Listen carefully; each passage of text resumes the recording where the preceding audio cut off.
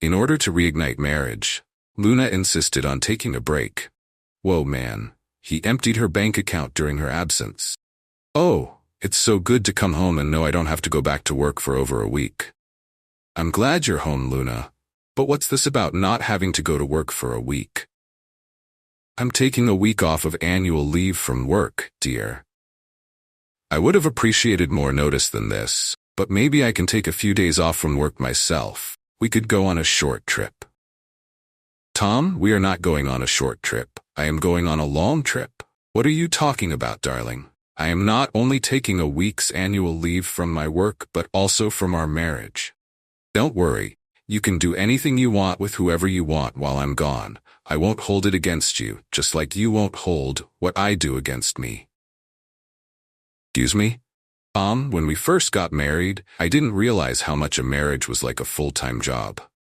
I discovered that a wife has to be dependable, be able to perform her job as expected, and the most difficult part, keep her boss happy. Our home life has become as scheduled and organized as a day in the office is. I got to thinking one day. Jobs give annual leave, so employees can take some time off from their responsibilities. They are supposed to come back refreshed, ready to go to work again. I wondered why it couldn't be the same way for a marriage. Admittedly, our marriage has been monotonous, stale, and rote lately, especially when it comes to our time in bed. I hardly remember what an orgasm is now. I came to the conclusion that in order to rekindle our creativity, we both require some time apart. You'll see that I'm correct when you give it some thought. You'll then understand why I'm doing this. You'll be glad. You've gone absolutely crazy, Luna. I never agreed to this when we got married, much less having it dumped on me without notice. I don't know why you think I would go along with your bizarre scheme, but I won't allow it. She chuckled. Silly man, I don't need your permission. Relax, I am not leaving you. It's just that after being a loyal, hard-working partner in our marriage, I deserve some time off. You do too. I didn't tell you earlier so you wouldn't be able to stop me.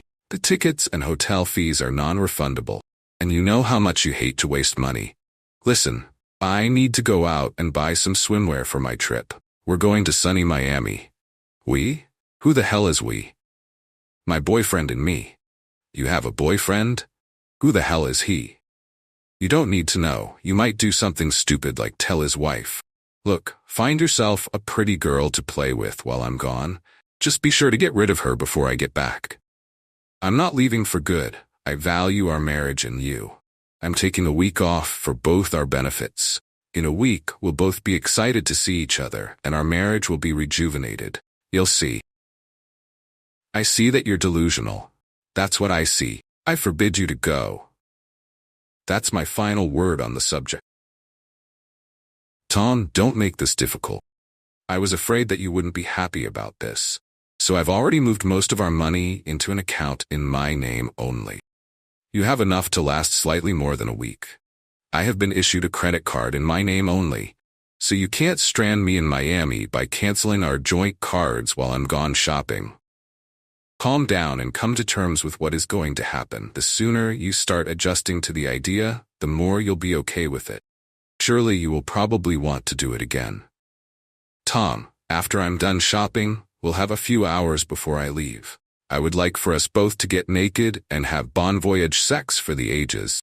I don't want you to forget what it will be like after I get back. I love you. She left. Tom was not home when she returned, which didn't surprise her. Hey, you didn't want a going-away taste of my... That's your tough luck. Soon, my car will be filled by my lover. I just hope I get to go out on the beach while we're there. 1 week later. Hello, dear. I'm home. Where is he? I guess I should have checked the garage to see if his car was there. She went and looked in the garage, and his car was gone. Looking around the living room and kitchen, she didn't notice anything out of place. Soon she was headed upstairs.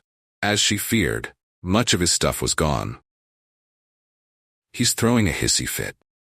I hope he hasn't checked into filing for divorce. Once he finds out how much he'll lose in a divorce, he'll come crying back. The sex with my boyfriend was good, but I missed some of the things that I've only been able to do with my husband's body. I'll make Tom apologize first, then I'll lovingly forgive him, take him to bed, and his brains out. After that, everything will return to normal. Luna was convinced that Tom would come back soon. As she finished getting ready for bed and put her belongings away, she was tired from the trip and went to sleep without difficulty. She reached over in bed the next morning when she woke up. She had momentarily forgotten he wasn't there. Oh well, he'll be back soon.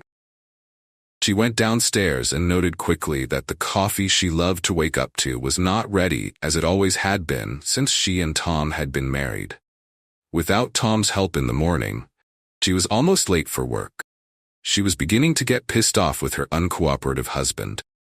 On her way to work, she tried calling Tom's cell phone and got a no longer in service message.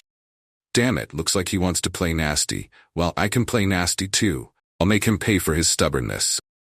Luna hung up and called his work number. Hello, Mr. Sherman's office. How may I help you? Hey, Sarah, this is Tom's wife. May I speak to my husband?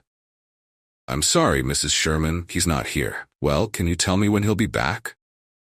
I'm sorry, but we're not allowed to give out information like that.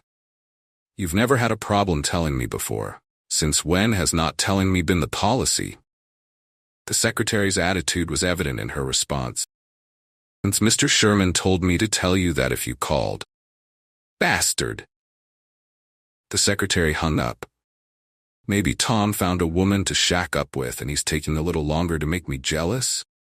By not giving him much notice of my taking annual leave, I was hoping he couldn't find anyone to get intimate with that quickly.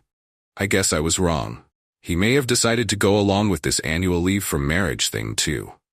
Well, good for him. That makes us even, and should help him get over his anger. Luna's comfort didn't last long. She went to use her credit card at a restaurant, and it was declined. The ATM machine no longer provided her money. She went to the bank to find out she no longer had many funds in her private account. Luna was informed that she had a minimum balance in the accounts under her name. She inquired as to how that money could be taken without her permission. Luna was informed that according to bank records, she herself had given her written permission. Clerk got her file and showed Luna the signed documents giving her husband access to her new accounts, as well as a copy of the driver's license of the woman calling herself Luna Sherman.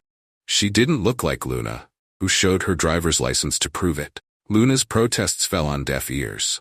She was advised to go to the police and/or sue if it was a forgery and fraud. Bastard! How could he do that to me? I'll have his ass for this.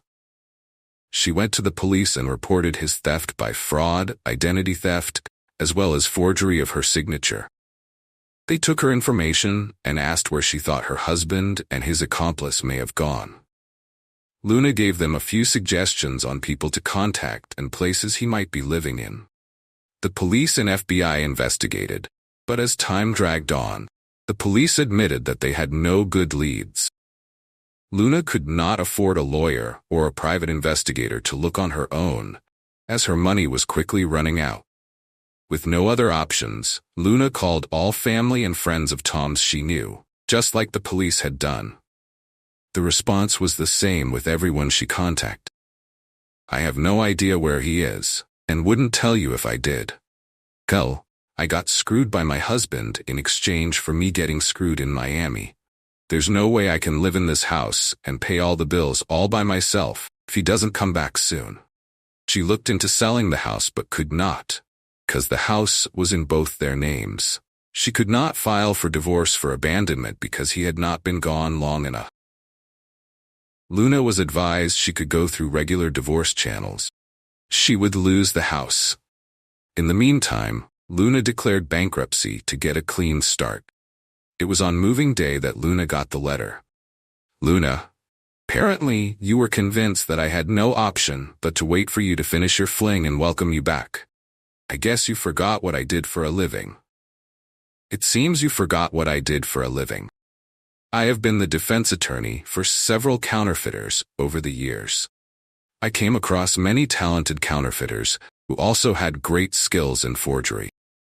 There was one woman in particular I remembered, partly because she was so gorgeous and also because of her exceptional skills. I tracked her down and approached her to help me. At first, she thought I was trying to trap her into proving she was still committing crimes. Once I satisfied her concerns, she gave me her story about how hard it was for an ex-con to make an honest living. She was destitute and about to either go back to crime or start being a prostitute. I was surprised that she agreed to help me if I met her one condition. I had to take her with me when I left and set up a new identity. It only took one night in bed with her for me to understand what a good deal it would be. She was able to create a driver's license with all your information and her picture. Then she pretended to be you at the bank and forged your signature. It matched so closely that no one challenged us. No one we dealt with in the bank knew you personally, so it didn't matter that she didn't look like you. She looked like her fake ID, and that was all that mattered. Originally, my plan was to respond to your 1-week annual leave with my own 1-year sabbatical from our marriage after giving you your money back. However, I will never forget how you treated me before you departed that afternoon. My benevolence withered away. I've now decided against going on a sabbatical or getting a divorce. After spending some time with my girlfriend, I've realized something important. So, Luna, in keeping with your comparison of a marriage to a job, you're dismissed. Don't bother looking for me. I've got a new life, a new identity, and a new love. Consider this my resignation letter from our marriage. I've taken everything that was mine, and what was yours too. Goodbye, Luna. Luna stared at the letter, her hands trembling as she read the final words. The realization of what Tom had done, how meticulously he had planned his escape, hit her with a force she could barely comprehend. The husband she had taken for granted had not only outmaneuvered her, but had left her with nothing. Tom had truly, completely, and utterly vanished from her life, leaving her to pick up the pieces of a shattered existence.